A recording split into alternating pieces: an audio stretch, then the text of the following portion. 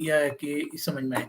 तो आपको पता है कि हमने यू नो दैट कि हमने ये जो हमारी थीम की हैं, हमने काफ़ी इस पर लेक्चर्स किए थे, लेकिन वो अभी ऐसे लेक्चर्स हैं जिसको मैं कह सकता हूँ कि इनकम्प्लीट है, लेकिन आपको बेशक इसमें जो है वो अंदाज़ा है कि हमने क्या-क्या उसमें पढ़ा है। तो let me go back, just wait a minute, like this. Okay.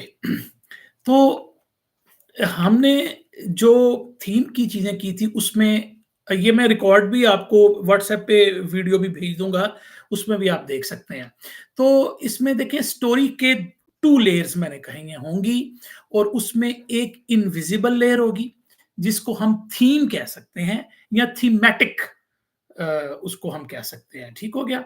और दूसरी होगी उसकी फिज़िकल लेयर, जिसको हम इवेंट्स कह सकते हैं, एनीथिंग जो कि हमारी प्लॉट पर आएगी। 2 बातें ये हो गई। अच्छा, सेकंड पॉइंट इसका ये है कि प्रोटैगनिस्ट का जो जर्नी है वो सर्कुलर भी होगा। यानी कि उसका जो स्टार्टिंग पॉइंट क्या होगा, उसकी यानी वो ट्रांसफॉर्मेशन उसकी क्या होगी, एंडिंग पॉइंट क्या होगा। तो ये चीज़ें दूसरे उसमें आ रही हैं। और उसके बाद हमारे पास आएगा कि स्टोरी जो होगी वो या तो किसी स्टेट ऑफ परफेक्शन से स्टार्ट होगी, ठीक है, या फिर वो स्टेट ऑफ इम्परफेक्शन से स्टार्ट होगी। और ये स्टेट ऑफ परफेक्शन और इम्परफेक्शन क्या है, ये करेक्टर के हैं। स्टेट ऑफ परफेक्शन और इम्परफेक्शन यानी कि ये कोई प्लॉट के नहीं है। तो उस मेन हमारे करेक्टर की स्टेट ऑफ परफेक्शन या इम्परफेक्शन क्या होगी। तो लिहाजा सबसे पहले स्टोरी के 2 लेयर्स होंगे। एक इनविजिबल लेयर होगा जो कि हमारा थीम है, जो कि हमारी इनर है, जो कि जिसको हम कह सकते हैं कि ये हमारे अंदर की सारी बातें हैं। ठीक हो गया? एजाज खान, थैंक यू, आप आए हैं। एजाज को भी मैं ज़रा मैसेज कर रहा हूँ। एजाज थैंक्स। तो he is also joining us. चलो अच्छा है, 3-4 लोग हमारे पास।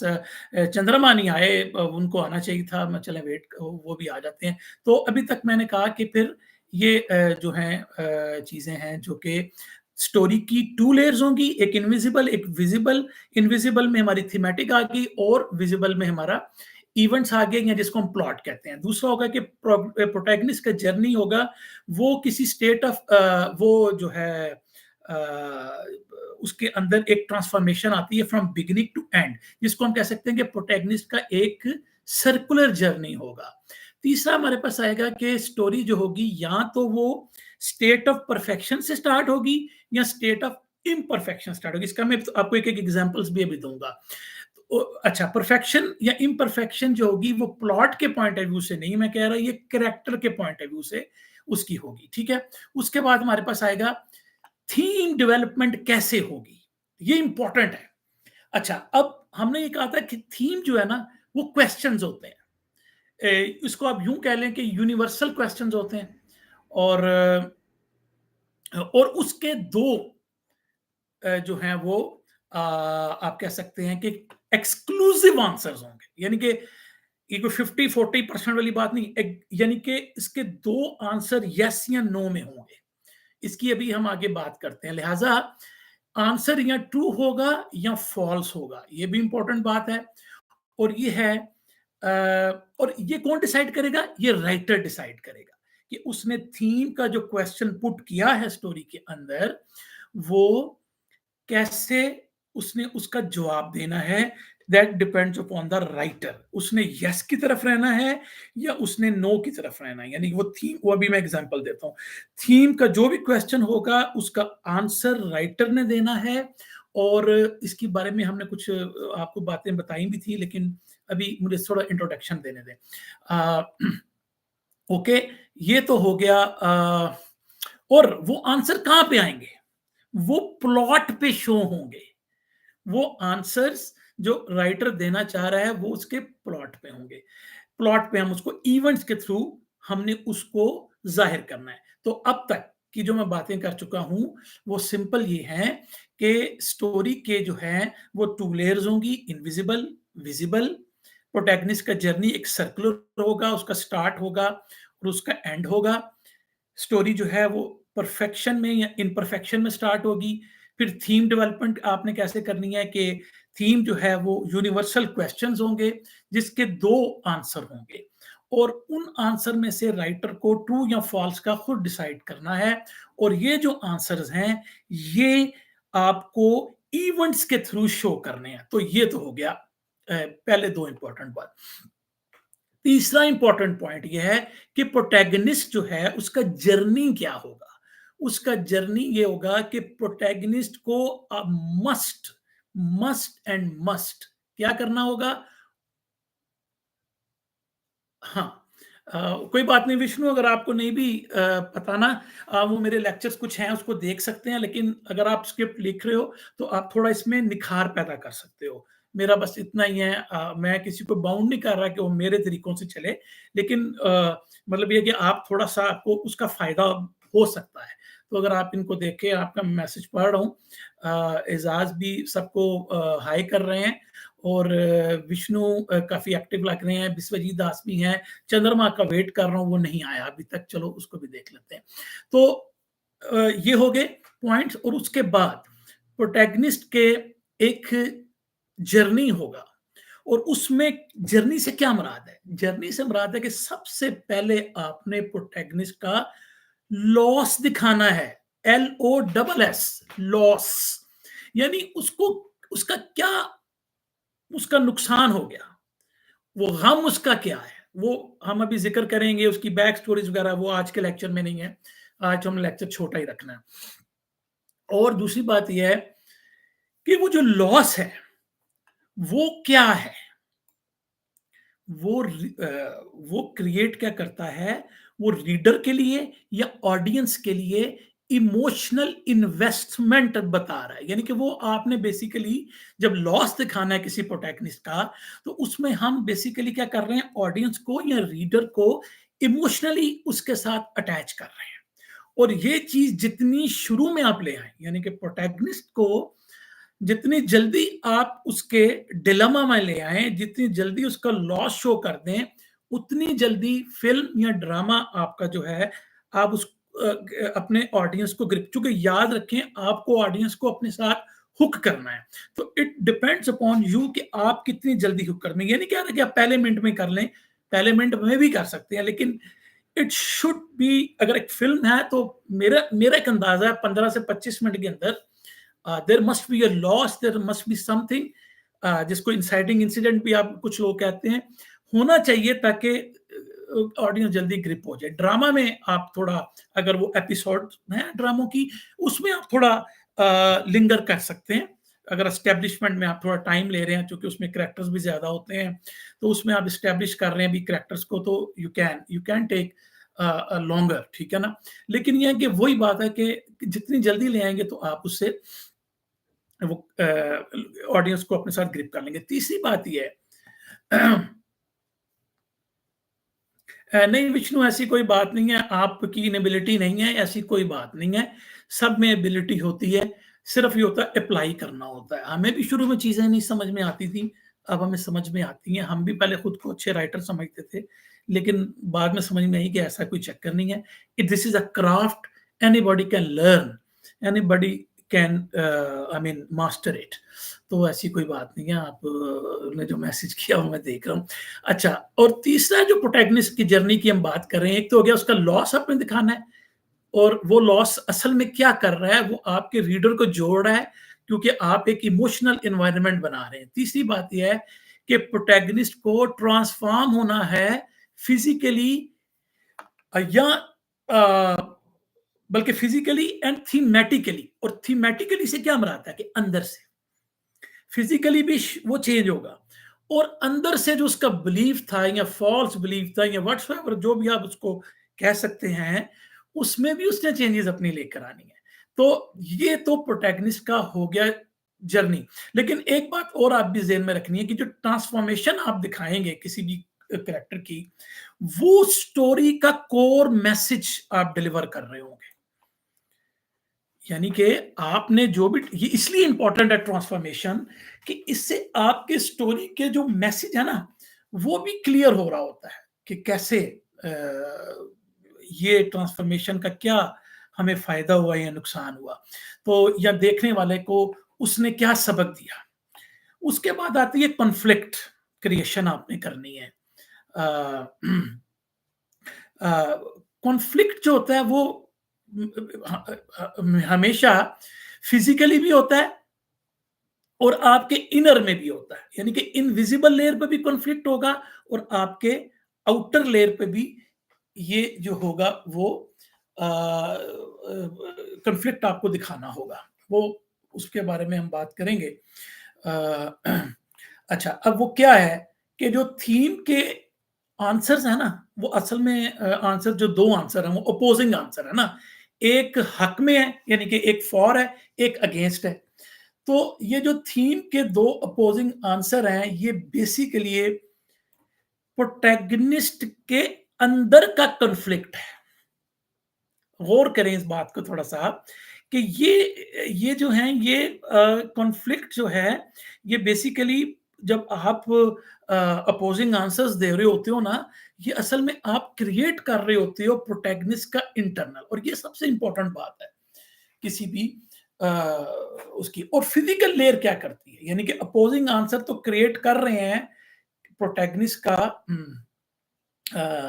इंटरनल जो कॉन्फ्लिक्ट है, लेकिन जो फिजिकल इवेंट्स हैं या जिसको आप प्लॉट कहते हो, वो उसको, वो जो थीम है या थीमेटिक एक्सप्लोरेशन आप कह सकते हो, या उसको वो सपोर्ट करेगा। यानी कि लिहाजा फिजिकल लेयर और जो आपके इनविजिबल लेयर है, तो वो इनविजिबल लेयर जो भी आपकी कहानी यही है, ये नीचे जो है ये आपकी कहानी है, ये उसका अक्स आ रहा है, इसके ऊपर सिर्फ उसका रिफ्लेक्शन आ रहा है, और रिफ्लेक्शन आप इवेंट्स में दिखा रहे हो। लिहाजा ये इवेंट्स जो हैं आपके इनर को शो कर रहे हो, क्योंकि इनर जो है वो नजर नहीं आ रहा, तो नजर तो वो इवेंट्स पर ही आएगा, वो प्लॉट भी आपको दिखाना पड़ेगा, लेकिन कैसे? वो ऐसे कि अब इंटरनल कॉन्फ्लिक्ट कहां से पैदा हो रहा है? आपके 2 अपोजिंग आंसर्स के साथ हो रहा है, और वो 2 अपोजिंग आंसर आप इवेंट के ऊपर शो करोगे, तब उसको सपोर्ट मिलेगी। नहीं तो देखने वाले को समझ में नहीं आएगी कि क्या हो रहा है। अच्छा, और एंड में हमने कहा था कि इमोशनल सेटिस्फेक्शन, ये 5वां पॉइंट है कि स्टोरी का, किसी भी स्टोरी का गोल हमेशा ये होता है भाई, वो आप अपने लिए नहीं लिखते। स्टोरी आपने हमेशा ऑडियंस के लिए लिखनी है, रीडर के लिए लिखनी है।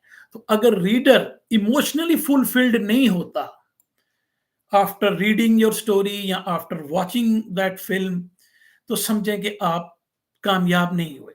तो स्टोरी का गोल क्या है? वो एक तो गोल है ना, जो आपने आपने यानी कि प्रोटैगनिस्ट का गोल बनाया हुआ है, वो एक गोल है। लेकिन स्टोरी लिखने का मकसद क्या है? कि आपका रीडर भी सैटिस्फाई हो, और रीडर जो है वो फील करे कि वो प्रोटैगनिस्ट के जर्नी के साथ अटैच रहा है from the very first scene. Ending जो है वो हैप्पी भी हो सकती है, ट्रेजिक भी हो सकती है। और ये दोनों किस्म की जो एंडिंग है, इस एंडिंग को रीइंफोर्स करना है आपके जो भी थीम का मैसेज है, या थीमेटिक मैसेज जिसे आप कह सकते हैं, वो है। तो अभी मैं इसको जो है सम अप कर रहा हूं, और फिर मैं आपको कुछ पॉइंट्स और बताऊंगा, फिर 2 एग्जांपल्स देके फिर आपके कोई क्वेश्चंस होंगे तो उसको हम ले लेंगे। अब स्टोरी के स्ट्रक्चर की पहले बात हुई है, उसके फंडामेंटल क्या है कि 2 लेयर्स हैं, एक इनविजिबल है जो आपके अंदर की है, जिसको आप थीम कह सकते हैं, और एक विजिबल है जिसको आप इवेंट्स कह सकते हैं। प्रोटैगनिस्ट का जर्नी जो होगा वो सर्कुलर होता है, यानी कि वो जिस स्टेट से शुरू होता है उसकी एंडिंग भी है, उसकी स्टार्टिंग भी है, और स्टोरी जो है वो स्टेट ऑफ परफेक्शन से या इम्परफेक्शन से स्टार्ट होती है। ये स्टोरी के फंडामेंटल है। उसके बाद आ गया कि थीम डेवलपमेंट कैसे होती है। थीम डेवलपमेंट में मैंने यही कहा कि हमेशा आप कोई एक अपना कोई क्वेश्चन पुट करते हैं आप ऑडियंस के लिए, आप कोई क्वेश्चन पुट करते हैं अपनी स्टोरी में। अच्छा, वो जो भी ह्यूमन ह्यूमन क्वेश्चंस होते हैं वो सारे, यानी ये नहीं कि वो अजीबो-गरीब क्वेश्चंस होंगे, ज़ाहिर बात है, जैसे लव वर्सेस ईविल है, तो एक ये मोटी सी थीम है, यानी कि इसको मैं उस तरह की थीम नहीं कहता, ये मोर लाइक अ टॉपिक है, लेकिन आपको समझाने की हद तक इवल वर्सेस, यानी कि अगर आप गुड की बात करें, तो ये अपने क्वेश्चन उसमें पुट करना है। अगर तो आप कहते हैं कि can evil win over good, या can good win over evil, तो आप अब ये कैन लगा के या शुड लगा के आपने क्वेश्चन डेवलप किया, और इस क्वेश्चन को अब आपने क्या करना है, इसके टू म्यूचुअल एक्सक्लूसिव आंसर्स हैं। जाहिर बात है, अगर दो एक्सक्लूसिव आंसर हैं तो इसका मतलब है कि यस, अगर आपकी थीम है कि इवल विन कर सकता है गुड को, अगर ये आपने अपनी थीम दी है, तो इसके दो अपोजिंग आंसर हो सकते हैं, यस और नो। अब राइटर ने डिसाइड करना है, अपने जब भी वो स्टोरी लिख रहा होगा अपने इवेंट के पॉइंट ऑफ व्यू से, वो क्या सोचता है, उसकी स्टोरी का जो भी यूनिवर्स बना हुआ है, उसके अंदर वो यस की तरफ जा रहा है या नो की तरफ जा रहा है, वो उसका होता है। कई दफा ये आपको मैं बताऊं कि यहाँ पे थोड़ी गड़बड़ हो जाती है, कि आपकी स्टोरी तो ठीक चल रही होती है, आप लिख भी ठीक रहे होते हैं, लेकिन आप गलत चॉइस ले लेते हैं एंड में आके, कि मैंने यस के साथ रहना है, क्योंकि क्या, क्योंकि पूरे स्टोरी में आप बेसिकली क्या बता रहे हैं, पूरी स्टोरी में आप एक्चुअली दोनों बातें ही करते आ रहे हैं। ये विष्णु के लिए भी है। इस वजह मैं दे रहा हूँ एग्जांपल, मैं दे रहा हूँ एग्जांपल विष्णु के लिए है, कि जो स्क्रीन प्ले की बात कर रहे थे, तो उसके लिए पॉइंट मैं सिर्फ ये आपको कहना चाह रहा हूँ कि क्या ये क्यों जरूरी है कि आपके डायलॉग्स में भी एक क्वेश्चन की तरफ यस आ रहा है। जी विश्वजीत दास, बिल्कुल मॉरल प्रेमिस भी आप जो कह रहे हो, बिल्कुल उसी की मैं बात कर रहा हूँ, लेकिन यहाँ पर थोड़ा सा ब्रॉडर आपको सोचना पड़ेगा, कि बिल्कुल आंसर्स ये बिल्कुल मॉरल ही होते हैं, लेकिन जरूरी नहीं कि हर टाइम मॉरल हो, लेकिन 90% मॉरल ही होते हैं। राइटर ने डिसाइड करना है ट्रू फॉल्स, और इसमें आपने ये ज़हन में रखना है कि लोगों की सेंटिमेंट किस तरफ जा रही है, यस की तरफ जा रही है या नो की तरफ जा रही है, ये आपको अपनी स्टोरी के इवेंट से पता होगा। अगर वहां पे आप गड़बड़ कर देते हैं, तो आपको ये कोई नहीं कहेगा कि स्टोरी नहीं यार आपने ठीक लिखी, या आपकी मतलब जो है ना स्ट्रक्चर ठीक नहीं था, आपका कॉन्फ्लिक्ट वो आप करते आ रहे हो, लेकिन एंड में आके चूंकि चॉइस आपकी है, एज अ राइटर आपकी चॉइस है, तो फिर आपने क्या किया है, आपने गलत चीज चूज कर ली, तो हो सकता है फिल्म उतनी हिट ना जाए, हो सकता है कि यानी कि इसकी कमर्शियल वैल्यू कम हो जाए, ये एक मतलब पॉइंट आ सकता है उसके अंदर। ठीक, एनी हो, तो थीम का जो भी अ, अ, आप डिलीवर कर रहे हो, वो स्टोरी इवेंट्स के थ्रू होता है। फिर है प्रोटैगनिस्ट का जर्नी। तो प्रोटैगनिस्ट का जो जर्नी है, अ, वो हम कर रहे थे कि उसको लॉस जरूर मिलता है, ये आपको देना ही है उसको शुरू में, सेटबैक कह सकते हैं आप चाहे उसकी बैक स्टोरी का कोई डिलेमा है, वो कि मोस्टली हमें पता है कि लोगों के वुंड्स पड़े होते हैं बैक स्टोरी में, लेकिन इवेंट पे आप क्या शो कर रहे हो, इवेंट पे आप उसका कोई लॉस शो कर रहे हो। ओके, उसके बाद क्यों लॉस क्रिएट करना होता है, क्यों इंपॉर्टेंट है लॉस को क्रिएट करना, क्योंकि ये आपने अपने ऑडियंस के साथ अटैच करना है अपने प्रोटैगनिस्ट को, इसको इमोशनल इन्वेस्टमेंट कहते हैं। तो इमोशनल इन्वेस्टमेंट आप कर रहे हो, तो प्रोटैगनिस्ट मस्ट ट्रांसफॉर्म्ड, और तीसरी बात ये थी कि वो ट्रांसफॉर्म होगा बोथ थीमेटिकली भी होगा और फिजिकली भी होगा, यानी कि इसकी भी मैं एग्जांपल आने लगा हूं।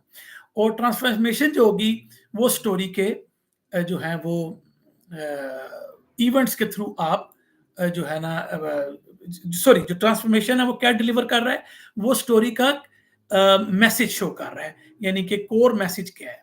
उसके बाद कॉन्फ्लिक्ट है, कॉन्फ्लिक्ट बहुत फिजिकल भी होगा, इनविजिबल भी होगा, और बेसिकली ये कॉन्फ्लिक्ट जो है प्रोटैगनिस्ट के लिए, ये उसके इंटरनल के वो जो दो अपोजिंग आंसर हैं, वही कॉन्फ्लिक्ट पैदा करें, यार यूं करना चाहिए, यूं करना चाहिए, इस तरफ चलना चाहिए, इस तरफ चलना चाहिए, तो he is in between, he is in a dilemma. ठीक है, और यही आपका रीडर सोच रहा होगा कि यार इसको यही चूज करना चाहिए, इसको यूं ही करना चाहिए, तो वो, और फिर हमने कहा था कि जो आपके इवेंट्स होंगे फिजिकल के वो थीम को सपोर्ट कर रहे होंगे, और स्टोरी की इमोशन सेटिस्फेक्शन मैंने आपको कहा है कि वो होती ही है कि आप रीडर को इमोशनली फुलफिल करें।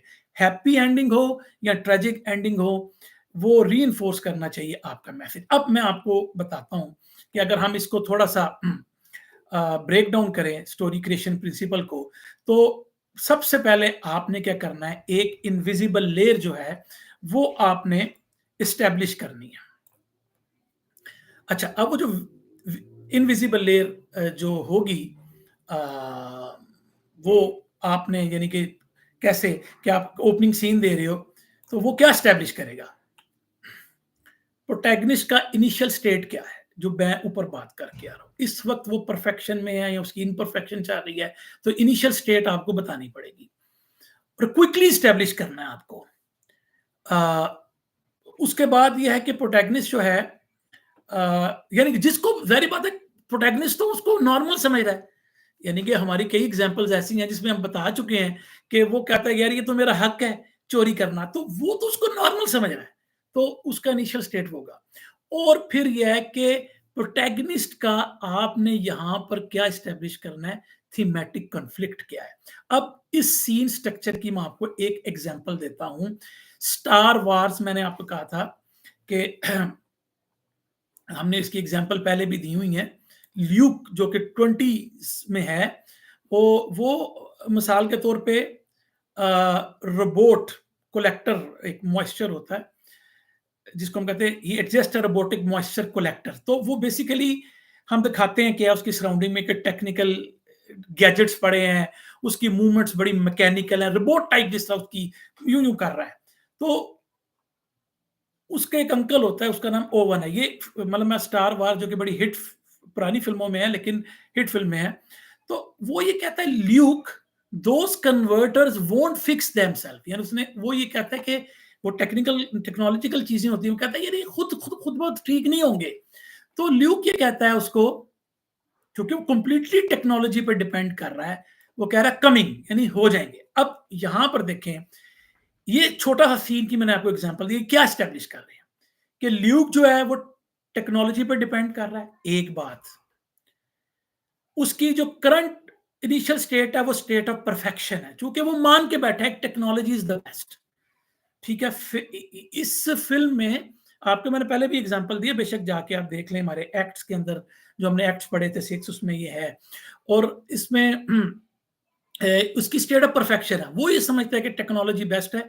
और इसमें थीम क्या है, टेक्नोलॉजी वर्सी फेथ, यानी ईमान ज्यादा मजबूत, इंसान का ईमान ज्यादा इंपॉर्टेंट है या टेक्नोलॉजी पे डिपेंड करना ज्यादा। आजकल जो मैं एक फिल्म लिखी है आपकी इंडियन ऑडियंस के लिए, तो उसमें भी टेक्नोलॉजी का है कि ओवर टेक्नोलॉजी को यूज करने और ह्यूमन कनेक्शंस, ये उसकी थीम है कि आया ह्यूमन कनेक्शन को विन करना है या टेक्नोलॉजिकल जो हमारी डिपेंडेंसी हो गई है चीजों के ऊपर, हम बहुत ज्यादा डिपेंड कर रहे हैं, तो वो है। ठीक है, तो चंद्रमा, गुड आप आ गए हो चंद्रमा।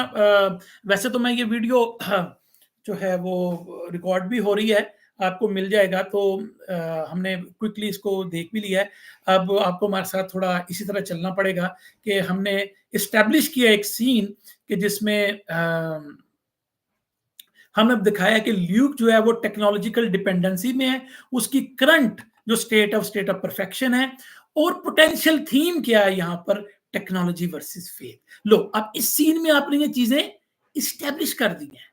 So very important, so very important.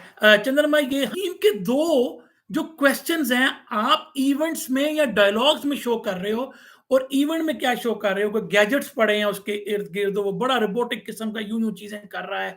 तो लेकिन वो जो उसका अंकल है वो फेथ पे ज्यादा डिपेंड कर रहा है। तो हमने अब ये एक तरह का उसको वो कर लिया। तो अब करेक्टर के क्या है, करेक्टर जो है वो different perspectives on the theme दे रहे हैं।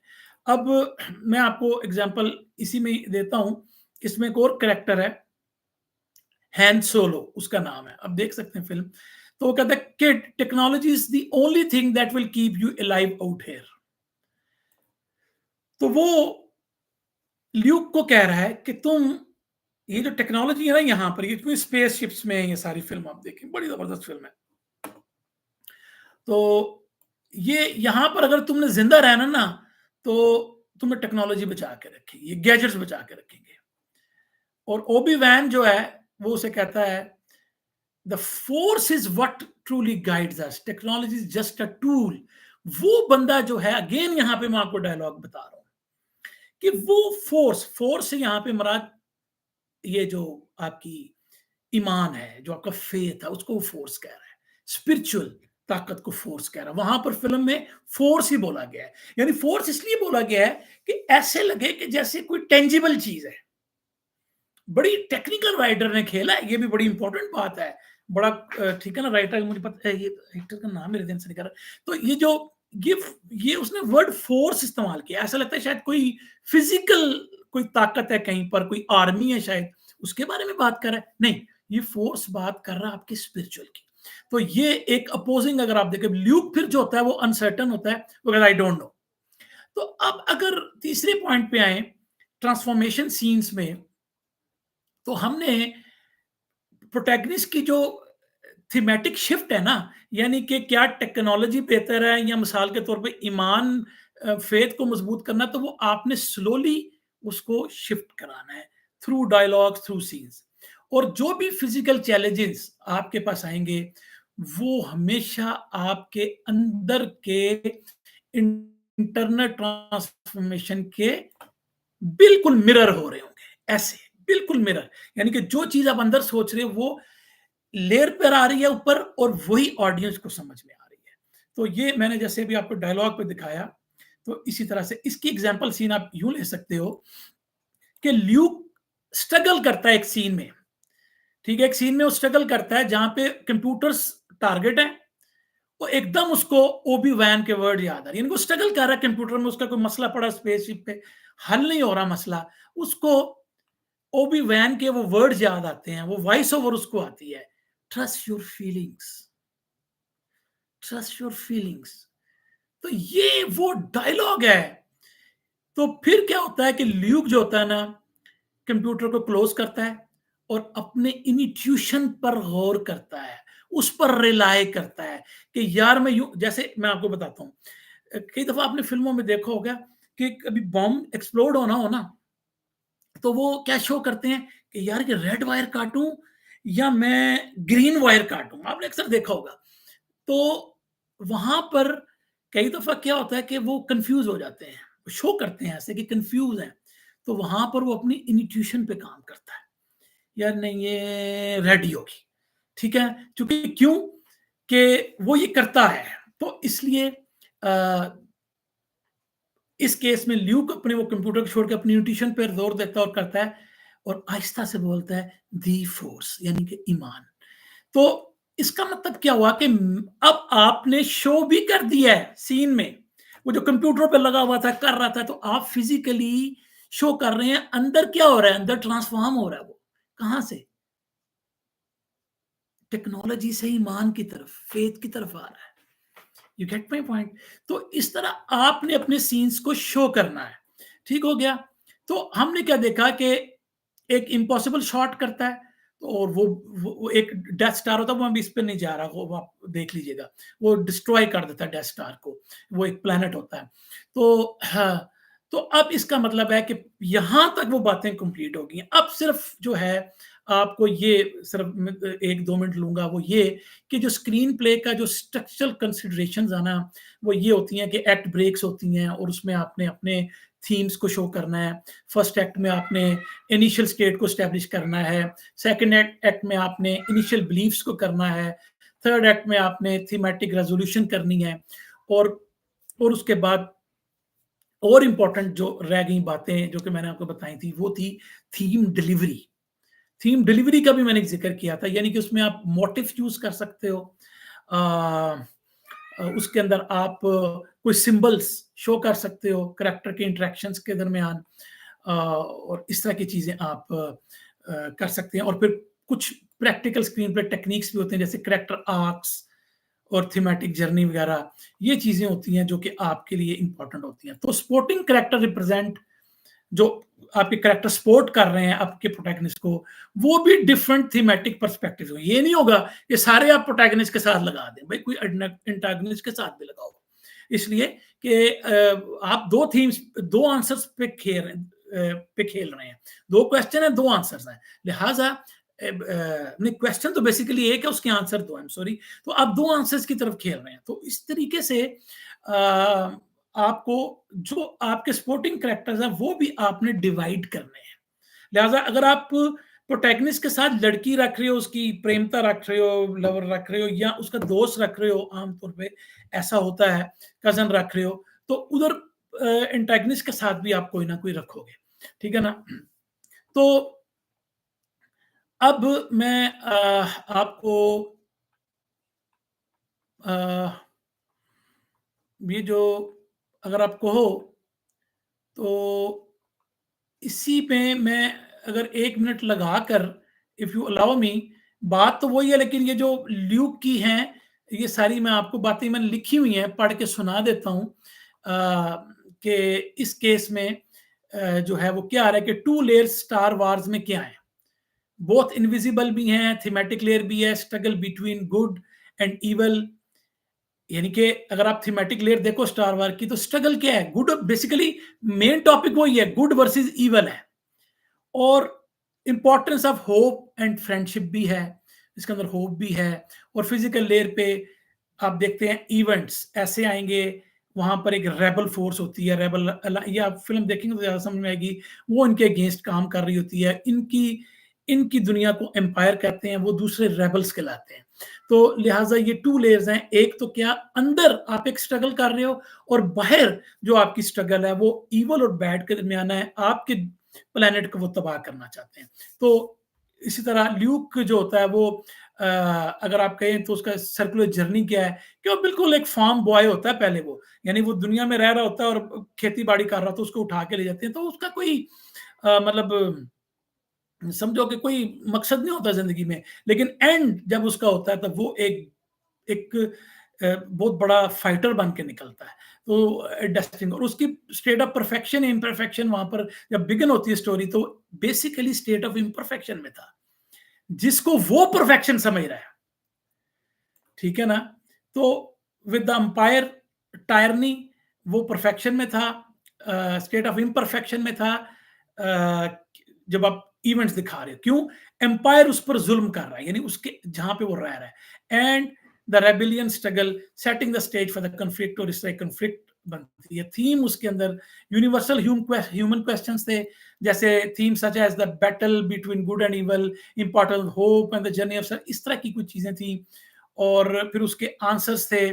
और film represent 2 answer to the question of power. The dark side थी जो कि एम्पायर शो कर रही थी, और लाइट साइड जो थी वो जो जेडी, वो आप देखें, फिल्म देखें फिर आपको समझ आएगी। तो लिहाजा डिलीवरी जो शो की गई वो मैं आपको बताता हूँ। Themes are delivered through character actions and events rather than explicit statement. For example, Luke's journey reflects the theme of the personal growth and struggle against temptation.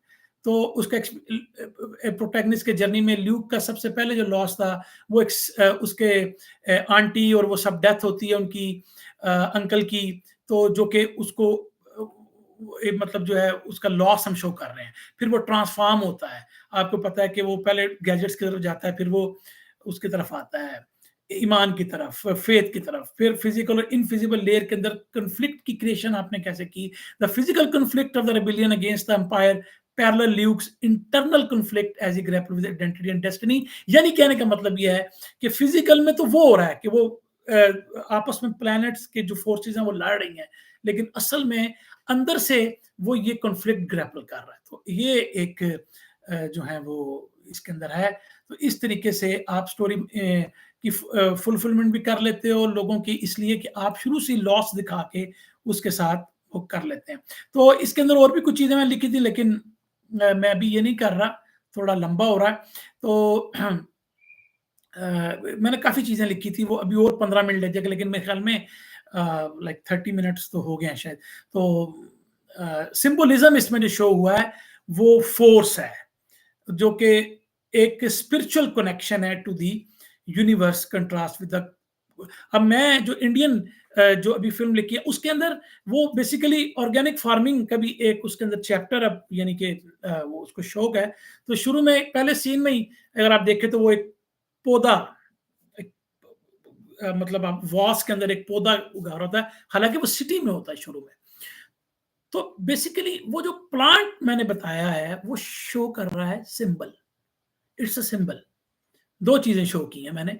एक तो वो सिंबल शो कर रहा है, वो प्लांट मीन्स कि he is more towards the nature.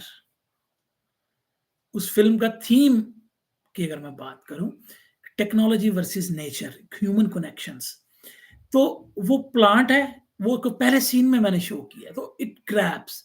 और दूसरा जो है वो मैंने शो किया है मिल, फैक्ट्री, जहाँ पे न्यू गैजेट्स आ रहे हैं, वो सारी चीज़ें आ रही हैं। तो दैट इज़ अनदर सिंबल।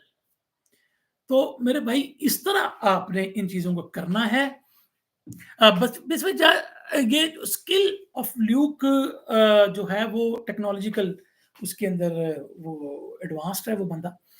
लेकिन जब वो फँस जाता है, तो फिर वो न्यूट्रिशन से काम लेता है। फिर उसको समझ में आती है कि नहीं यार, सब चीज़ें टेक्नोलॉजी नहीं कर सकती।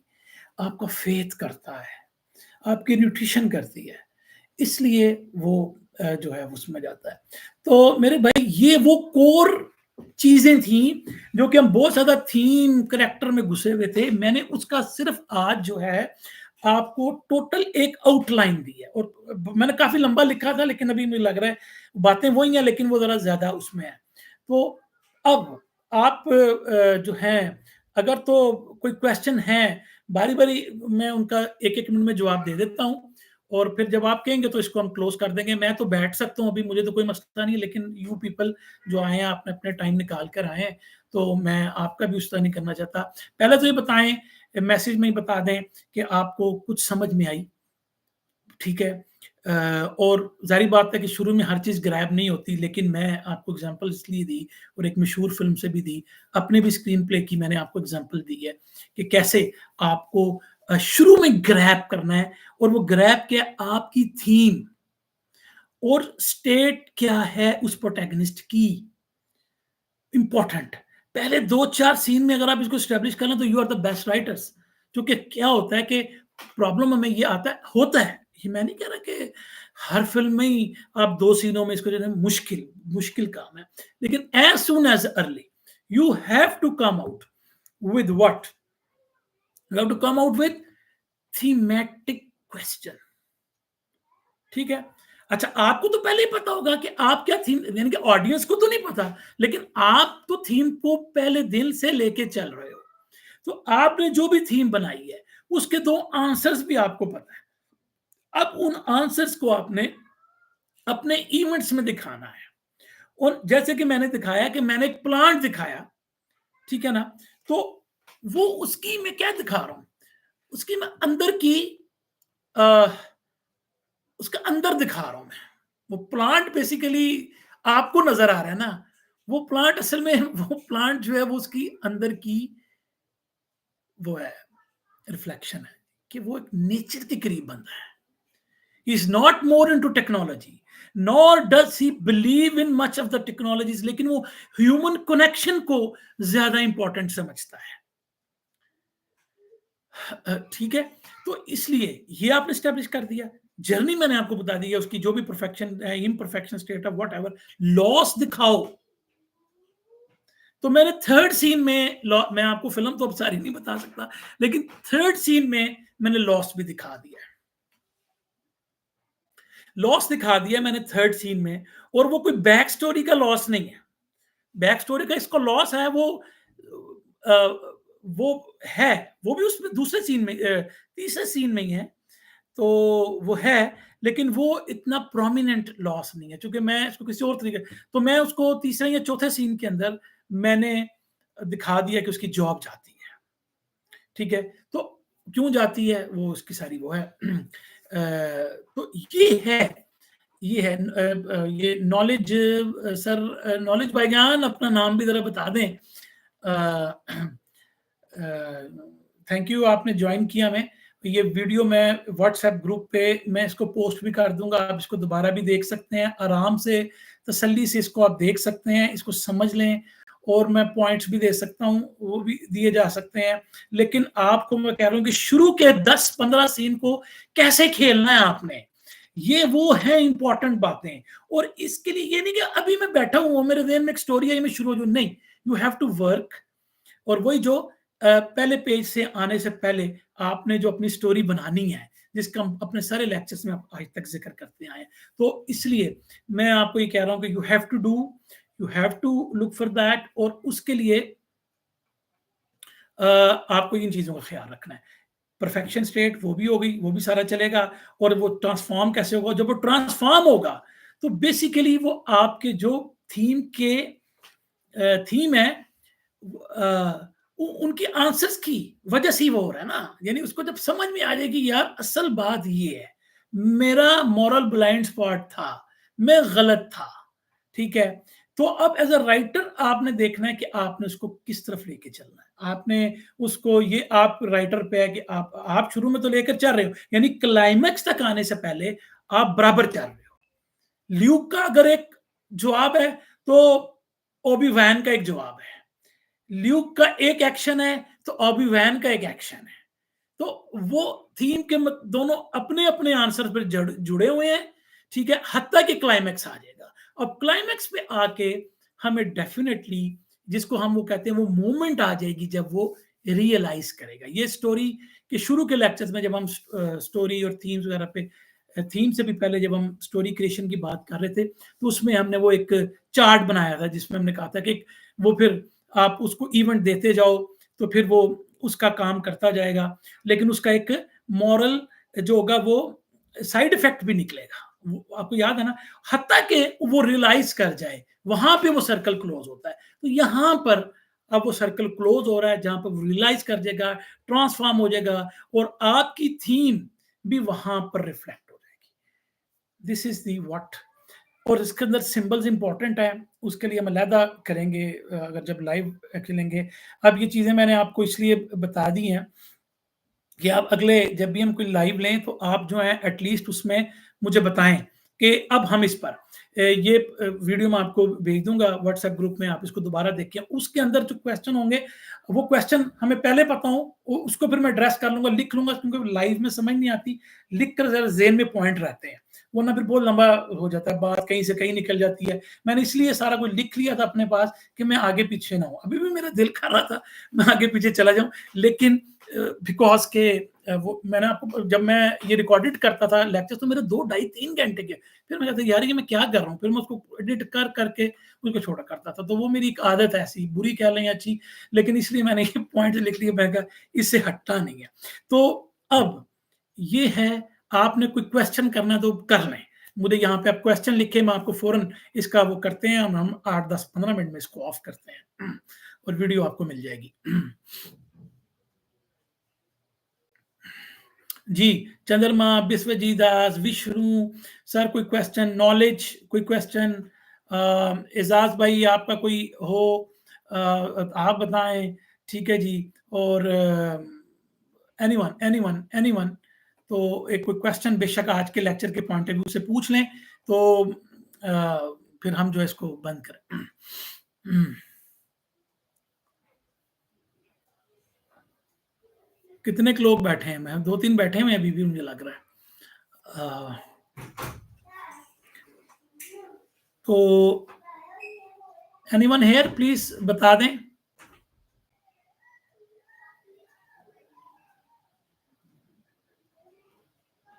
जी, नॉलेज में आपको, अच्छा, ट्रीटमेंट के बारे में आप पूछ रहे हैं। अच्छा, वो नॉलेज साहब कह रहे हैं कि ट्रीटमेंट के बारे में आप बताएं कि ट्रीटमेंट किसी का कैसे होता है। देखें, अगर आप मेरा एक लेक्चर उठाएं ना, कि जिसमें मैंने लिखा हुआ है कि 12 scenes to finish a screen play, वो बेसिकली ट्रीटमेंट है। उसको हमने सिनॉप्सिस को हमने एक्सपैंड किया है एक एग्जाम्पल लेकर, ठीक है, एक एग्जाम्पल लेकर हमने उसको एक्सपैंड किया है, और वो ट्रीटमेंट आपके सामने आ गया। अच्छा, अब ट्रीटमेंट लिखने के बहुत ज़्यादा हार्ड एंड फास्ट रूल नहीं है। लेकिन क्या है कि आपने ट्रीटमेंट में इवेंट्स तो बताने ही बताने हैं, इम्पोर्टेंट प्लॉट इवेंट्स ट्रीटमेंट के, वो आपने बताने हैं। लेकिन जी एजाज भाई ठीक है। तो आपने वो इवेंट्स तो बताने ही बताने हैं, लेकिन उसके अंदर आपने थीम से भी खेलना है। आपने उसको थीम नहीं बतानी, क्योंकि वो ट्रीटमेंट बेसिकली मोरल लाइकली आपके अपने लिए कम ही डायरेक्टर मांगते हैं, सिनॉप्सिस ही मांगते हैं वो ज्यादा। तो सिनॉप्सिस की एक्सपेंडेड फॉर्म है दिस ट्रीटमेंट। तो अब आप वो लेक्चर निकाल लें जिस पे लिखा हुआ है, जिसके थंबनेल पे है 12 scenes to finish a screen play. वो बेसिकली ट्रीटमेंट है। इंपॉर्टेंट ट्रीट इसलिए कि 12, 13, 14 सीन्स ही इंपॉर्टेंट होते हैं किसी भी स्क्रीन प्ले में एज अ होल, जो कि आपकी स्टोरी को प्लस माइनस कर रहे होते हैं। तो इसलिए आप जो है वो देख लें तो आपका वो वाला मसला जो हल हो जाएगा। फिर भी अगर आपको प्रॉब्लम आए तो हम व्हाट्सएप ग्रुप में आप मुझसे पूछ सकते हैं, तो वो मैं व्हाट्सएप ग्रुप में भी उसका आंसर दे सकता हूँ, ऑडियो में भी दे सकता हूँ, टेक्स्ट में भी दे सकता हूँ। ये जिन्होंने आज के लेक्चर के अलावा कहा है ना, मैं उनकी उनकी बात कर रहा हूँ। तो कोई क्वेश्चन आज के लेक्चर के पॉइंट ऑफ व्यू से है तो काइंडली बता दें, तो फिर इसको हम कर लें। यानी कि जो थीम के पॉइंट ऑफ व्यू से किसी को अगर ये नहीं समझ में आ रही कि अप्लाई कैसे करना है, या अगर किसी को समझ नहीं आ रही कि मतलब कि हम इसको कैसे पुट करें सीन्स के अंदर, कोई ऐसा क्वेश्चन है तो ज़रूर आप पूछ लें। मैं फिर और जब आप कहेंगे तो इसको ऑफ कर देंगे। मेरे नज़दीक तो ये कोर है भाई, कोई भी राइटर हो। मैं आपको बता रहा हूँ कि ये मैंने आपको बड़ी एक जो चीज़ें बताई हैं ना, आप इनको ऐसे से अप्लाई करेंगे ना, you will become a master. ठीक है, उसकी वजह है कि आपके अपने सीन के अंदर जब कॉन्फ्लिक्ट बैठेगा और वो कॉन्फ्लिक्ट दो अपोजिंग आंसर की वजह से आ रहा है, और वो जो कॉन्फ्लिक्ट है वो वही कॉन्फ्लिक्ट ऑटोमेटिकली आपकी इवेंट्स पर आना शुरू हो जाएगा, मैं गारंटीड कहता हूं आपको। और ठीक है, और वो कॉन्फ्लिक्ट आपके डायलॉग्स में भी आ रहा है, आपको मजा आएगा। क्योंकि क्यों, आप एंटेगनिस्ट की भी उतनी ही साइड लेंगे जितनी आप प्रोटैगनिस्ट की ले रहे होंगे। बिकॉज वरना होता क्या है कि हम सिर्फ प्रोटैगनिस्ट का ख्याल रखते हैं, एंटागनिस्ट जो बकवास करता है, ये बात नहीं है। एंटागनिस्ट एक इंपॉर्टेंट आपका जो है ना वो पिलर है इस केस में। तो ये भी आपने जेहन में रखना है, ये सारी चीजें आपने जेहन में रखनी है। तो इन सारी चीजों के अलावा अगर आप ये समझते हैं कि कोई ऐसी चीज है जो आप पूछना चाहते हैं तो अच्छा, व्हाट्सएप ग्रुप कैसे ज्वाइन करें? अच्छा, अपना विश्वजीत दास, इनको जरा देना आप। यहाँ पे मैं लिख देता हूँ, किसी भी वीडियो में जाओ, किसी भी वीडियो में जाओ मेरी, किसी भी वीडियो में जाकर डिस्क्रिप्शंस में लिंक है, किसी भी मेरी वीडियो में जाओ और उसके डिस्क्रिप्शन में व्हाट्सएप ज्वाइन करने का लिंक है, आपको आराम से वो मिल जाएगा, कोई इशू नहीं है, इज नो प्रॉब्लम। ठीक है,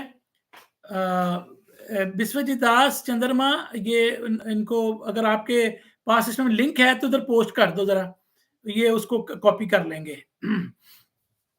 वरना मेरे किसी भी लेटेस्ट जो है ना 15-20 आखिरी जो वीडियोस हैं, किसी में भी आप चले जाओगे उसके अंदर व्हाट्सएप ग्रुप का लिंक पड़ा है, आप उसको ज्वाइन कर लो। जी जी, तो ये है। एनीथिंग एनीथिंग, ठीक है, किसी भी वीडियो में जाओ, वरना आप अपना नंबर इधर लिख दो, मैं आपको खुद ही ज्वाइन कर लूंगा। अगर आपको प्रॉब्लम आ रहा है ना, you just right out your number and I will send you a link. आप अपना नंबर जो है ना वो मोबाइल का लिख दो, तो मैं फिर भेज दूंगा, ये भी किया जा सकता है, नो प्रॉब्लम। और उसके मुझे लग रहा है कोई खास क्वेश्चन नहीं है आज के बारे में। बसवीर दास, आपका कोई क्वेश्चन? चंद्रमा, विष्णु, एजाज भाई, कोई भी कोई भी आज के बारे में क्वेश्चन नहीं है तो लेट अस क्लोज इट।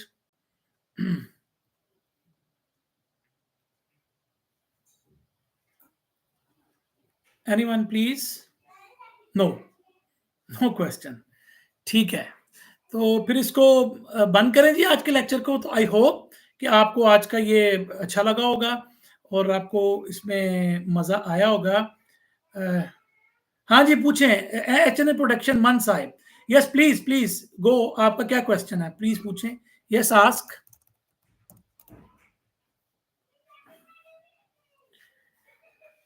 हाँ, जी, जी, बिल्कुल पूछ सकते हैं, पूछ सकते हैं। आज के लेक्चर के बारे में भी पूछ सकते हैं और वैसे भी अगर आपको कोई और क्वेश्चन है, जनरली भी पूछ सकते हैं। मेरा तो था कि चलो आज के बारे में ज़रा एक कोलैबोरेशन बन जाएगी और हमारा व्हाट्सएप ग्रुप आप जॉइन कर सकते हैं। मेरी वीडियो के डिस्क्रिप्शन में जो है वो आइडिया कैसे लिखें, लो इससे जो है एचएन प्रोडक्शन मान साहब ये पूछ रहे हैं कि आइडिया कैसे लिखें, नहीं लिखें या कैसे आइडिया को डेवलप करें। मतलब एचएन प्रोडक्शन काइंडली ये मुझे बताएं कि आप ये पूछ रहे हैं कैसे लिखना चाहिए उसको या कैसे आइडिया को बनाना चाहिए। उसके लिए अगेन मेरा लेक्चर्स पड़े हैं आइडिया टू कॉन्सेप्ट। पहले आपने आइडिया को कॉन्सेप्ट में कैसे बदलना है। यानी आपको एक आइडिया आया, सपोज जैसे मिसाल के तौर पे आप कहते हो कि यार एक शहर में जो है मिसाइल गिर रहे हैं, ठीक है ना, मिसाइल गिर रहे हैं। अब ये टोटल आइडिया आपके पास। नो, अब इस आइडिया को आप जब तक कॉन्सेप्ट में नहीं बदलेंगे, और कॉन्सेप्ट में बदलने के लिए you have to bring a protagonist into it. अब जब वो प्रोटैगनिस्ट आप उस आइडिया में लेकर आएंगे, उस आइडिया आपने किसी को शो नहीं करना, आइडिया आपके अपने लिए है, और उसका कॉन्सेप्ट भी आपने किसी को शो नहीं करना, वो भी आपके अपने लिए है। तो आप उस आइडिया को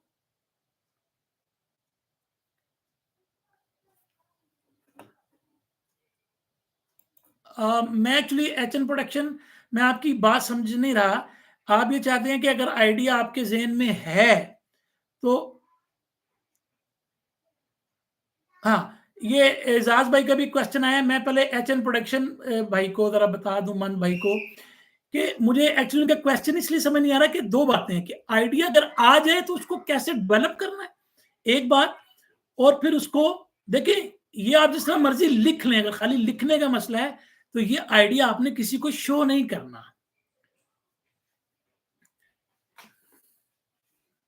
हाँ, ये विश्वजीत के भी क्वेश्चन आ गए। अगर एचएन प्रोडक्शन को बात समझ में आ रही है तो अगर तो वो मेरा एक लेक्चर पढ़ा है कि कैसे आइडिया को कॉन्सेप्ट में बदला जाता है और सिनॉप्सिस बनाया जाता है।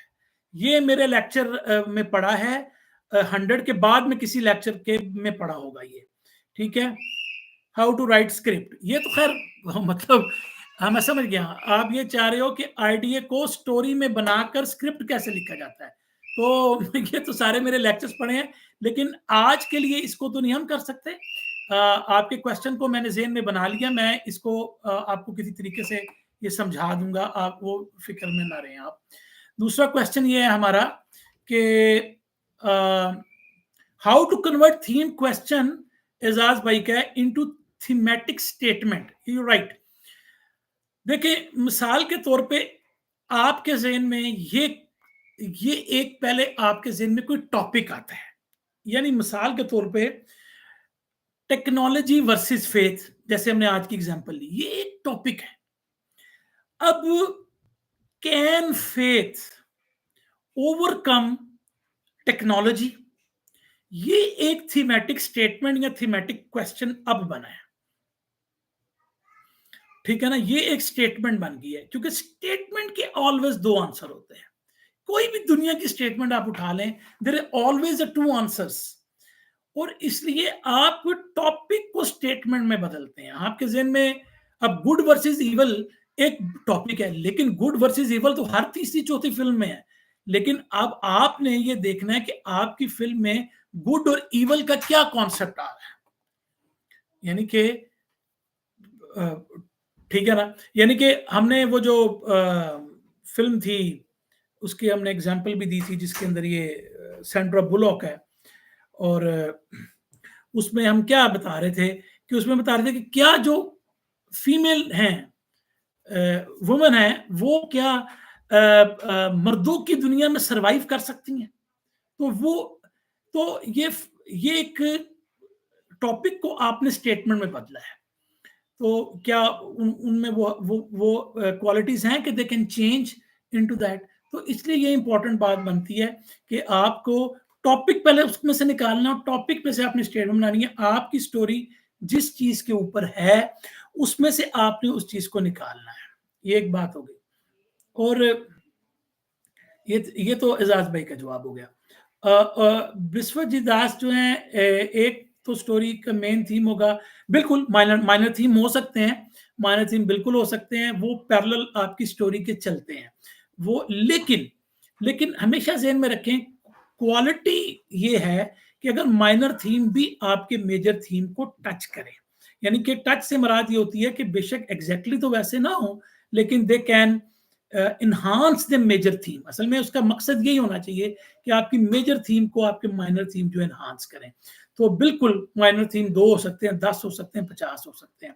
जैसे शुरू में मैंने आपको ये इस फिल्म में जिसमें ब्यूटी कॉन्टेस्ट जीती है, तो उसमें शुरू में बेसिकली वो बताते हैं क्या औरतें जो हैं वो मर्दों के काम कर सकती हैं। ये एक छोटी थीम थी। लेकिन बाद में कि वो सर्वाइव कर सकती हैं as a woman in the men society, अगर उनमें मैन वाली क्वालिटीज हो, तो that is the main theme. तो फिर वो उसको इन्हांस कर रही है माइनर थीम, एक में रखना आपने। उसके बाद ये एच एन भाई प्रोडक्शन का है, how to write a script. तो वो बिल्कुल चीज़ें जो हैं हमारे बहुत सारी ये इसमें पड़ी हैं, वीडियोस में हमारे 130 के करीब लेक्चर्स हैं, उसके अंदर ये सारी चीज़ें पड़ी हैं कैसे लिखना है। लेकिन कोई पर्टिकुलर क्वेश्चन उसमें जब अब आएगा तो उसको हम बिल्कुल देख लेंगे कि आपको फॉर्मेटिंग में मसला है, आपको थीम को इम्प्लीमेंट करने में मसला है, आपको स्टोरी पहले बनाने में मसला है, क्योंकि स्टोरी बनाने का भी अपना एक इशू है और लोग स्टोरी गलत पूरी तरह नहीं बना पाते, जिसकी वजह से उनको इशू आता है। तो मन भाई को ये भी बताना है कि उसको उस तरह भी आप दे सकते हैं। और उसके बाद नॉलेज भाईजान ने कहा है कि सर, फिल्म के स्क्रीन प्ले में गाने के हर सीन को कैसे लिखा या लिखना जरूरी नहीं। ये गाने के जो है ना वो बेसिकली आप चाहें तो लिखें, ना चाहें तो ना लिखें, आपको प्रोड्यूसर इस पर वो नहीं कर सकता। उसकी वजह ये है कि मिसाल के तौर पे मैं आपको बताता हूँ क्यों। एक तो आपको ये नहीं पता होगा कि गाना क्या है, यानी कि कई दफा तो म्यूजिक जो होता है वो बाद में बनता है, ठीक है, और आपको पता नहीं वो म्यूजिक क्या है, तो आप सीन्स कैसे उसके डेवलप करोगे। हाँ, इस केस में कि आपको प्रोड्यूसर कहता है कि नहीं यार ये गाना है, अब इस गाने पे आप मुझे सीन लिख दो, आप लिख सकते हो। और वो ज्यादातर मोन्टाजेस में होते हैं, यानी कि वो जरूरी नहीं कि पूरी स्टोरी टाइप बने उसकी, चूंकि आपने गाने के साथ उसको बनाना होता है। तो उसके लिए सीन आप लिख सकते हैं, बिल्कुल लिख सकते हैं, छोटे छोटे मोन्टाजेस में उसको लिख सकते हैं। लेकिन मैं आपको बता रहा हूँ कि बेस्ट चाहिए कि आप नहीं मैं सर सिर्फ स्टोरी लिखूंगा, गाने जो है आप खुद ही, चूंकि डायरेक्टर इतना काम वो खुद ही कर लेता है। क्योंकि मिसाल के तौर पर एक गाना अगर इंडोर में है तो खुद इधर के शॉट ले लेगा, उधर के शॉट ले लेगा, कोने के शॉट ले लेगा, तो वो चीजें जो है वो खुद कर लेता है। तो इसलिए वो ज्यादा हमें करने की जरूरत नहीं है। लेकिन अगर आप समझते हैं कि आप उसमें लिखना चाह रहे हो, तो अगर कोई इमोशनल गाना है तो उसके लिए आप लिख सकते हो, उसके अंदर आप अपनी क्वालिटीज और अपनी वो चीजें शो कर सकते हो कि आप में वो टैलेंट है। बिल्कुल कर सकते हैं, आप लिख सकते हैं, लेकिन जरूरी नहीं।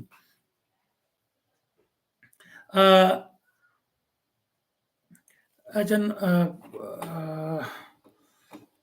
अच्छा, मैं एक मिनट, आप मुझे अपना नंबर देना please, give me your number.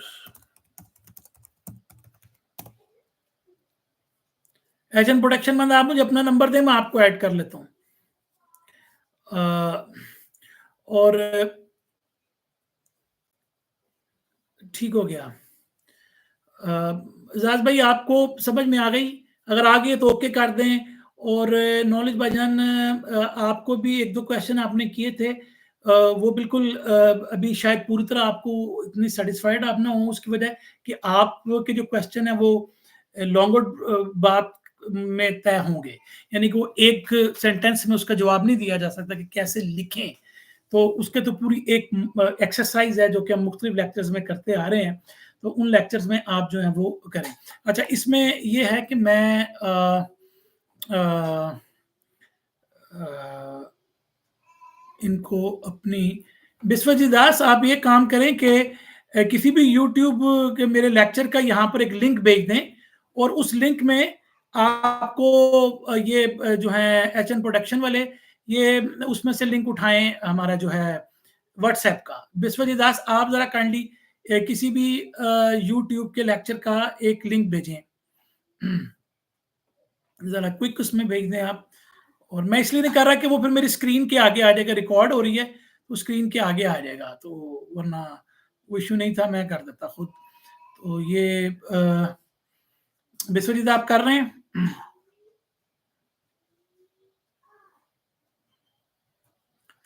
अच्छा, एजाज भाई कह रहे हैं कि फिलोसफिकली कैसे लिख सकते हैं।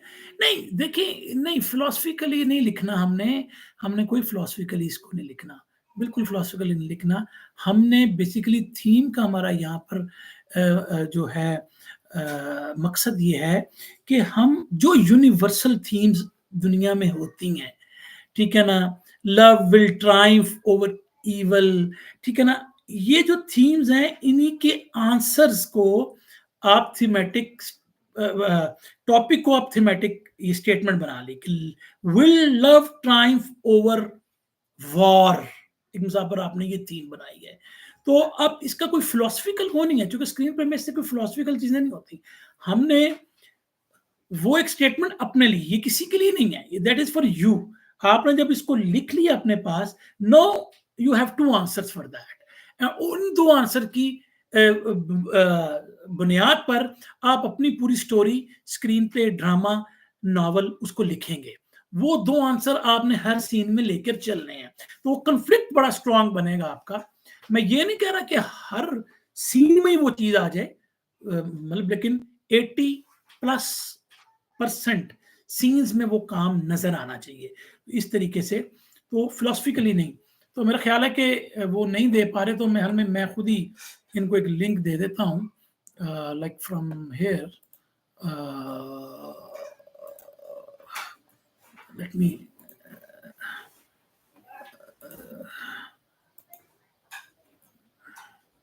वेट वेट मैं अगर आपकी स्क्रीन पे शायद मुख्तलिफ चीज़ें आनी शुरू हो जाएं, बेसिकली आपको मैंने कहा, लेकिन उनको समझ नहीं आ रही, तो मैं आपको अभी दिखा देता हूँ।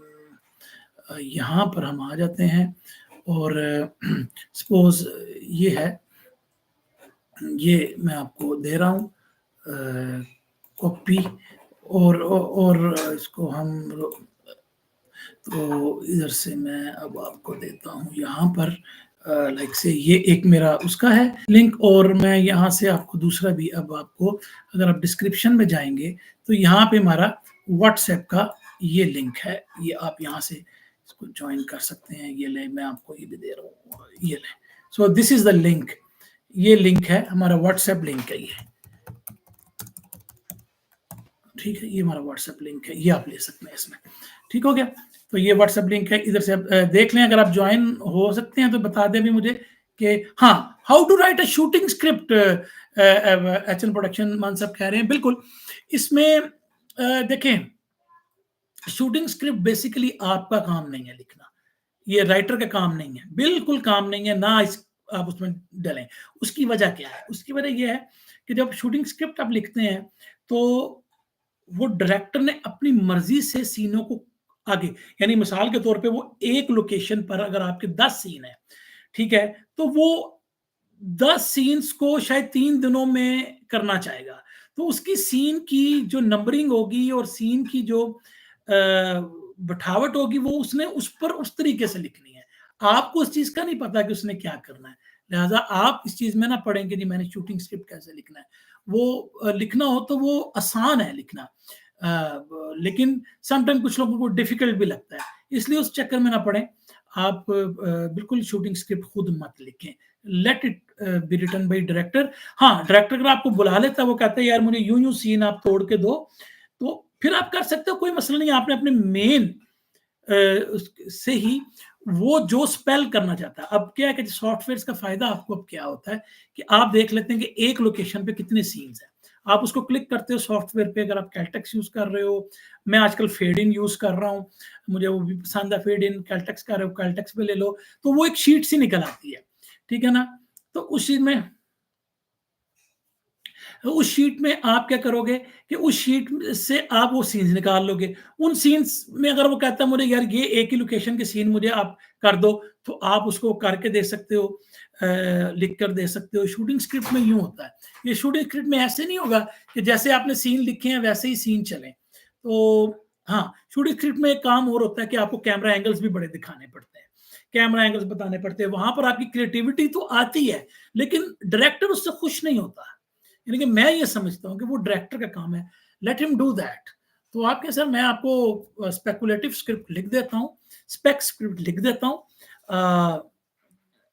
जी जी हाँ, हमारा ये लेक्चर रिकॉर्डेड है, मैं आपको ये रिकॉर्डेड भेज भी दूंगा, और ये आपको जो है वो मिल जाएगा। ये हम व्हाट्सएप ग्रुप पे भेजेंगे, आप उसको बिल्कुल देख सकते हैं, और उसमें क्वेश्चन तो एक तो ये हो गया। आजाद भाई आपका मेरा ख्याल है क्वेश्चन का हो गया है, बिस्वजीत दास का भी हो गया है, और कोई फिलोसफिकली, एजाज भाई फिलोसफिकली नहीं चलना, बिल्कुल नहीं चलना, फंस जाएंगे। बिल्कुल स्टेट आपने एक थीम बनानी है, स्टेट उसके दो आंसर यस और नो में रखने हैं आपने, और then apply it in your scenes.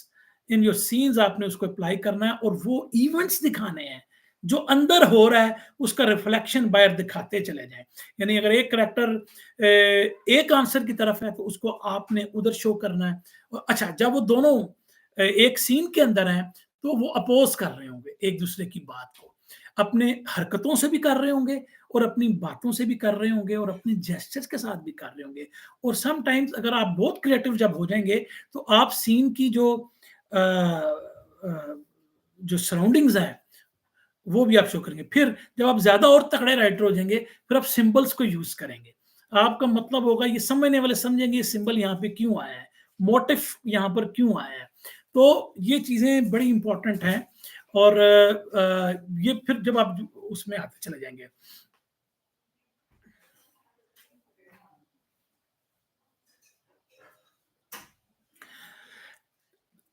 देखिए, मैंने आपको ये कहा है कि वो राइटर की मर्जी है। एजाज ने क्वेश्चन किया है कि जो भी आपका सेंट्रल क्वेश्चन है, वो जो क्रक्स है स्टोरी का, वो मैंने आपको बताया ना कि आपने थीम के दो आंसर एक्सप्लोर करने हैं।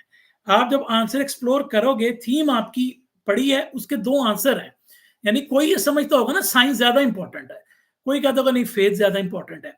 तो अब बात यह है कि आपका दिल क्या कह रहा है एज अ राइटर। अगर आप फेथ के साथ हैं, तो आपने एंड में आके फेथ को विन करवा देना है, इररिस्पेक्टिव कि ऑडियंस इसको पसंद करती है कि नहीं।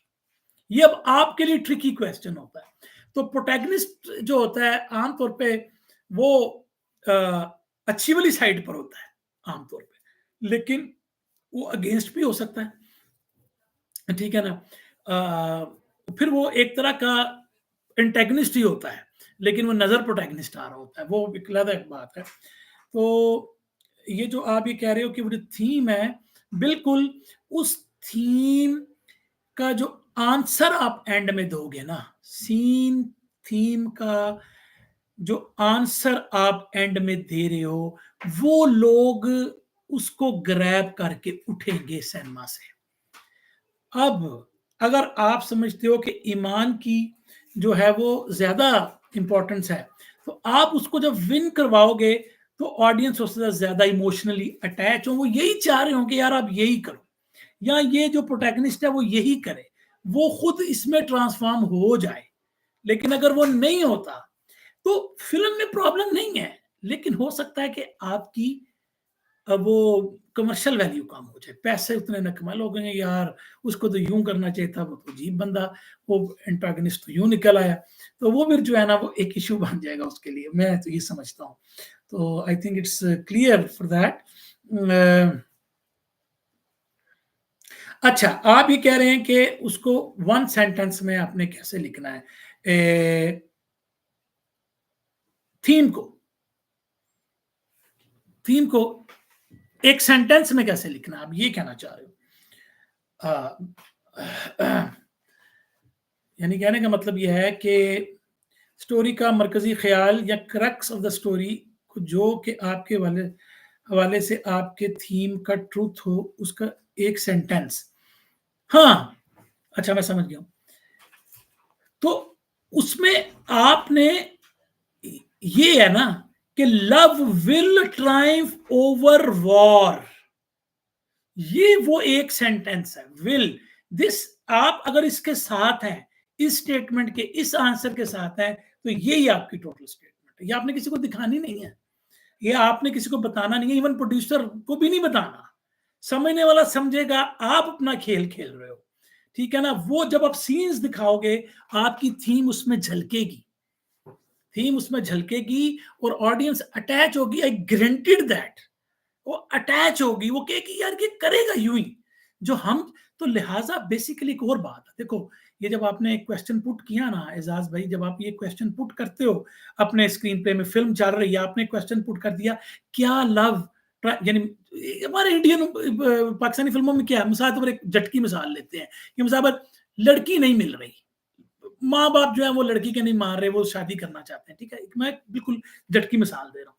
तो क्या है, अब ऑडियंस चाहेगी कि ये मिल जाए, love must Triumph over evil, ये ऑडियंस चाह रही होगी, इनके ना चाहते हुए भी ये चाह रही होगी। अब आपने दोनों की साइड पहले विन करवानी है। बाप वगैरह जो है वो अपना एक थीम दे बता रहे हैं कि भाई वो लड़का जो है वो चोर है, डाकू है, ठीक है, वो तुम्हें जलील कर देगा, तुम्हें मार देगा, तुम्हें जिंदगी, तुम इतनी सुकून वाली जिंदगी यहां से छोड़ के जा रही है। बिल्कुल मैं एक टिपिकल मिसाल दे रहा हूं इंडियन पाकिस्तानी फिल्मों की, ठीक है ना, ताकि आपको समझ में आ जाए।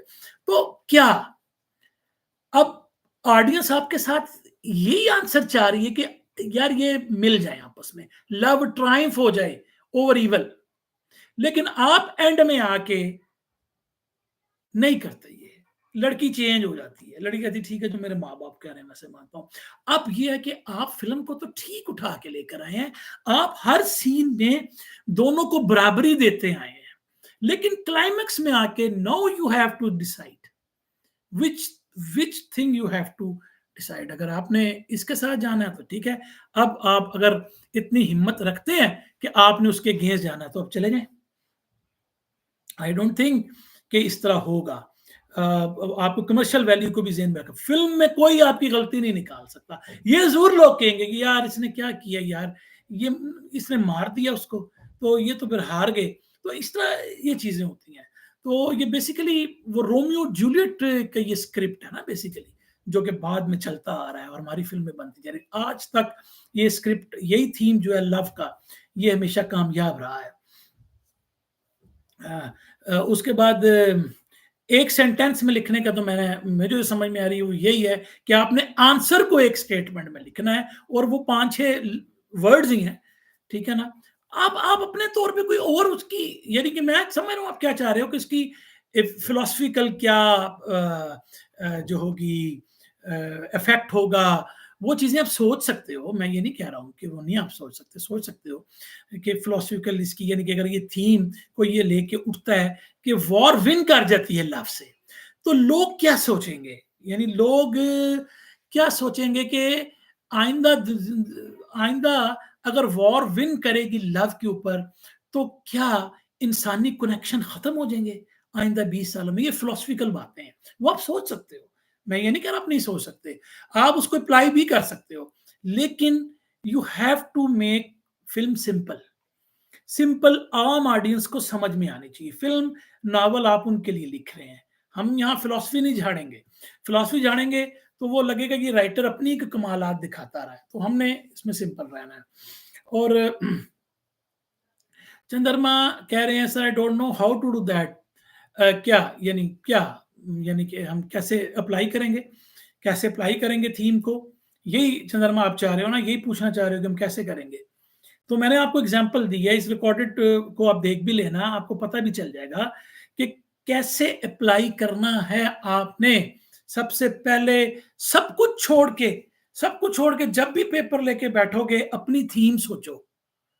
थीम जब तक नहीं सोचोगे कुछ ना करो, कुछ ना करो। स्टोरी जिस, अच्छा अगर आपको सर मेरी तो स्टोरी ये है, मुझे तो ये जेहन में आ रहा है, एक बंदा है जो वो मार्स पे चाहता है, मेरी तो ये स्टोरी है, इसमें मैं थीम क्या लाऊं, अब आप सोचोगे ना उसके ऊपर कि क्या, मिसाल के तौर पे दूसरी मखलूक, दूसरी क्या उसे कह सकते हैं, स्पीशीज़, ठीक है, ह्यूमन पर ओवरकम कर सकेंगी? ये आपकी थीम बन गई आपकी स्टोरी की। तो आप अगर स्टोरी पहले आ रही है, तो आप उसमें से थीम निकालो और स्टोरी अगर थोड़ी-सी आप चेंज करना चाहो तो कर लो। और अगर आपके ज़हन में थीम है पहले, तो उस पर स्टोरी आप बना लो। तो ये बातें सबसे पहले हैं। उसके बाद फिर आपने आंसर सोचने हैं उनके, उन आंसर को आपने उस पर करना है। एजाज भाई कह रहे हैं कि एक पाकिस्तान ड्रामे का थीम था कि रिश्ते घरों के बजाय अपनों में करने चाहिए, क्योंकि अपना मरेगा तो छाँव में डालेगा। मगर राइटर इससे डिसएग्री करता है, उनका ख्याल होता है। यानी कि वो ये कहना चाह रहे हैं कि एक थीम ये थी कि रिश्तों में आप अपने अपनों में रिश्ते करने चाहिए। अ, ठीक है, अपनों में रिश्ते करने चाहिए या अपनों में नहीं रिश्ते करने चाहिए, ठीक है ना? तो अगर आप देखेंगे उस तरह की थीम नहीं है। ये उस तरह की थीम नहीं है, लेकिन थीम बन सकती है। तो इसकी आपको स्टेटमेंट बनानी है। क्या क्या अपनों में शादी करने से रिश्ते तगड़े होते हैं या नहीं होते हैं? ये अब वो थीम है जिस पे आप खेलोगे, या कोई और इससे मिलता-जुलता। तो वो फिर आप करोगे, वो फिर आप एक्सप्लोर करोगे कि अपनों में रिश्ते करने से रिश्तेदारी मजबूत होती है, तगड़े होते हैं। उसके 2 आंसर हो गए, होते हैं, नहीं होते हैं। अब एक चीज़, एक घर बना दोगे आप जो उसके हक में होगा, एक आप बना दोगे जो उसके अगेंस्ट होगा। अगर एज़ अ राइटर आप सोचते हो कि यार मैंने हक वाले के साथ जाना है, तो आप उसमें प्रोटैगनिस्ट निकाल लोगे। उस प्रोटैगनिस्ट को जब आप बाहर निकालोगे, तो उसकी बैक स्टोरी बनाओगे आप। बैक स्टोरी बनाओगे तो उसका, मैंने सबसे पहले क्या कहा है, प्रोटैगनिस्ट का इनिशियल स्टेट क्या है? परफेक्ट में है, इम्परफेक्शन में है, वो सोचोगे। फिर आप सोचोगे कि इसका दुःख क्या है? इसको लॉस क्या है? वो लॉस शो करोगे, उसका फ़ियर क्या है? आप सोचोगे, देखोगे। जब ये फ़ियर आपको पता चलेगा, तो आप सोचोगे अच्छा, ये फ़ियर तो इसकी बैक स्टोरी में पड़ा है। ओहो! यार ये जब छोटा था तो उसके साथ ये हुआ था। अब वो जो फ़ियर है, उसका फ़ॉल्स बिलीफ बन गया है। अब इसको ट्रांसफ़ॉर्म कराना है over the period of the time. इसी को कैरेक्टर आर्क कहते हैं। अब आप उसको जब ट्रांसफ़ॉर्म कराओगे, तो वो अपने डिसबिलीफ से बाहर निकल के, जब बाहर निकलेगा, दैट विल बी योर दी अपना आपकी जो होगा क्लाइमेक्स ऑफ द स्टोरी होगा, और फिर उसको आप रिज़ॉल्व कर दोगे। ये है। ये नटशेल है टोटल। मैं आपको कितने लेक्चरों में ये बताता हूँ। अप्लाई करने का मसला है, आई नो। हम तो ऐसे भी लाइव लेक्चर कर सकते हैं, मैं आपको ऑनेस्टली कह रहा हूँ। आप कोई भी एक लाइन सोच लो स्टोरी की, उसको हम डेवलप करेंगे आपके साथ-साथ। मैं खुद भी, मुझे भी नहीं पता होगा स्टोरी का। आप मुझे बताओ, एक लाइन में कोई आइडिया बताओ, उनको हम कॉन्सेप्ट में बनाएँगे। इधर लाइव लेक्चर में लेंगे। हम उसके बाद उसको सीन वाइज़ लेकर चले चलेंगे। मैं ये भी कर सकता हूँ। अगर हमने लाइव लेक्चर्स को इस तरह लेना है, तो हम इस तरह भी कर सकते हैं। अगर आप कहते हो प्रैक्टिकली, तो फिर ऐसे भी हो सकता है, ऐसे भी हम चल सकते हैं। क्यों नहीं हो सकता? तो अगर हम ये कर लेंगे, तो फिर हम एक मतलब जो है कि वो हम बना लेंगे। ये क्या लिंक भेजा? अच्छा, मैं देखता हूँ। एक मिनट, लेट मी सी।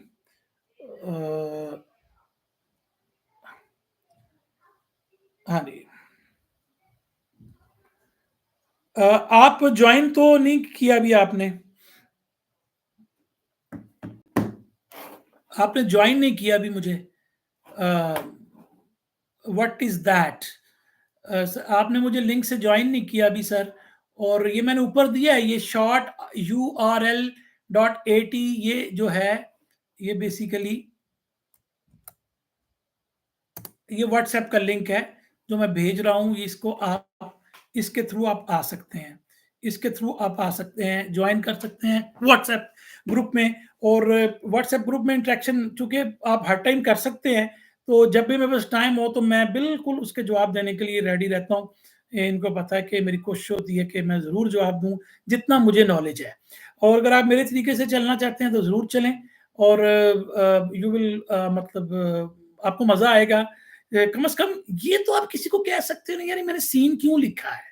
कोई आपसे बकवास नहीं कर सकता, कोई आपसे लड़ नहीं सकता, कोई आपको चैलेंज नहीं कर सकता। वो बेशक उसको सीन पसंद ना है, वो एक अलग बात है। लेकिन ये सीन क्यों है? ये आप उसको ऊपर से नीचे तक बता दो कि ये सीन क्यों है। इस तरह का जब कॉन्फिडेंस आप में आ जाएगा, तो आप एक राइटर हो। स्टोरी हिट होना, नहीं हिट होना, सीन में कमियां रह जाना, ये हो सकता हो, लेकिन सीन क्यों है, उसका थीम क्या है, मेरा मकसद क्या है, मेरा प्रोटैगनिस्ट क्या है, उसके फियर क्या है, उसका ड्रीम क्या है, स्टोरी का गोल क्या है, थीम के आंसर क्या है, ये चीजें आपको पता होंगी। कोई आपसे बहस नहीं कर सकेगा। कोई आपको ये नहीं कहेगा यार तुम किधर से उठ के आ गए हो। आपको किधर बैठो, मैं तुम्हें सारा समझाता हूँ। तुम प्लॉट की बातें कर रहे हो, मैं तुम्हें स्टोरी की बातें बताता हूँ। ठीक है ना? तो हम कितने लेक्चर्स में कह चुके हैं कि प्लॉट स्टोरी नहीं होती, नहीं होती, नहीं होती।